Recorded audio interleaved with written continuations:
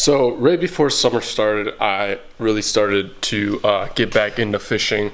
When I was little, I loved to go fishing and hunting and hang out outside. But since then, I have been looking for probably 2 or 3 months, and I couldn't find one. But just a couple weeks ago, I finally found one on Facebook Marketplace that was super cheap and a super good deal. And here it is right here. I got a Nitro 1994 bass boat. It is a 190 DC, and let me show you guys around it. So the motor on it is a Mercury 125. It is a 2-stroke motor. Great motor, have had it out, runs perfect, can't even complain about it. That was the one thing that I was worried about with this boat, because I didn't know if it was going to run good or not, being so cheap. But let me tell you, she runs like an absolute beauty. But let's keep moving on the boat. Then we come here, we have a nice big 2-door live well right there. Then we got obviously the charger, but also one good thing, this boat came with some excellent, and I mean excellent, extra seats. Because the main seats, yeah, they're a little rustic and used and worn out a little, but let me tell you, they'll be perfectly fine just to use for now. But yes, these extra seats, like, that thing looks brand new. Now moving on, we have 2 side compartments on both sides.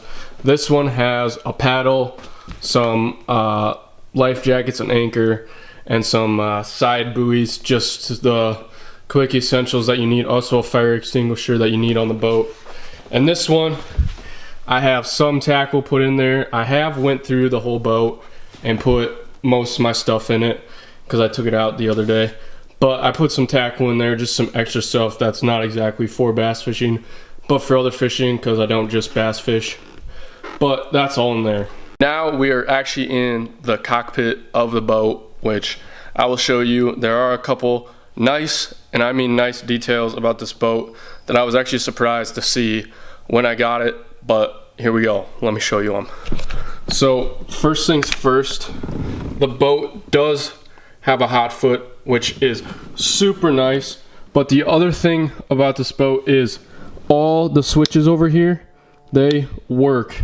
And I was actually really surprised about that, because I thought that most of the time that it wasn't gonna work, and I thought maybe the live well would be out or something, just little minor details that I'd have to fix. But there isn't a single thing out on this boat besides one thing. I guess there is one thing that doesn't work on this boat, but other than that, everything on this boat so far works really well for what I paid for it, and I am super stoked on that.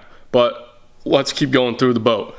So over here, passenger side, in here we just have a whole bunch of random stuff, some documents and books, my little plug for the boat, and then a couple pliers and another set of keys, which are super handy. And then obviously the whistle, because you need that. There is one thing that came on this boat that I actually didn't even know was listed on it when I bought it. And when I got it, I was actually kind of happily surprised that it was in there. And I have 2 depth finders, but only one of them works, which is the front one.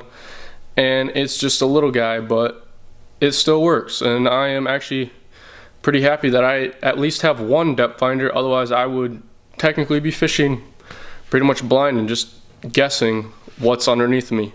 But yeah, let me show you that. So here are the 2 depth finders that came with the boat. They are pretty small, as you can see, just my hand covers that one, and this one's not very big either. But actually this Humminbird, I have plugged it in, tried to turn it on, but it wouldn't turn on. If you have any recommendations in the comments, I would love to hear. Maybe even see if one of you guys could figure it out in the comments for me. But this Garmin one right here, which is a fish Fish Finder 90, which is from 2006, which is 3 years after I was born. This one does work, and that one goes up in the front by the trolling motor, which is super nice because when I'm up there, I do have a depth finder just so I know that I'm not going to beach the boat or hit any rocks, which is super, super helpful to at least have that one. But with that being said, let's move up to the front of the deck. Now up here at the front of the deck, we do have two rod holder compartments, one on the left and one on the right. On the right side, I put all my baits because I don't have that many rods to fit in the boat. But then on the left are all my rods right in there. And then we have one nice giant opening right in the front of the boat, which I put 2 bike seats in there and then my good old net, which fits right in there. But then this part right here, it doesn't open from the top, but it actually opens from right here in the cockpit, and I threw all my life jackets right in there with also my throwable. So then I don't really have to have them in other compartments or in spaces that I can actually use for something else. So that was super nice to just throw them under there, tuck them away, and not even have to worry about them. But now let's move all the way up to the bow of the boat where the trolling motor is. So up here we have a nice motor guide trolling motor, which actually works pretty well for how old it is. I want to say it came on the boat, so it's probably 20 years old, and she works just fine. Nice, easy, super clean, runs like a charm for how old it is. Foot pedal is a little hard to get used to because it's so high up. As you can see, it's way off the ground, off the deck. It's not built into the deck. But another nice thing is right here on the front of the boat is actually the trim up and down, which that does work, and that is super nice because we were running yesterday in like 3 feet of water, and I had the motor still down and completely forgot about it, and was able to trim it up right from standing there and didn't even have to worry about it after that. And that was probably one of the nicest things about having that up there, which was super, super easy and nice.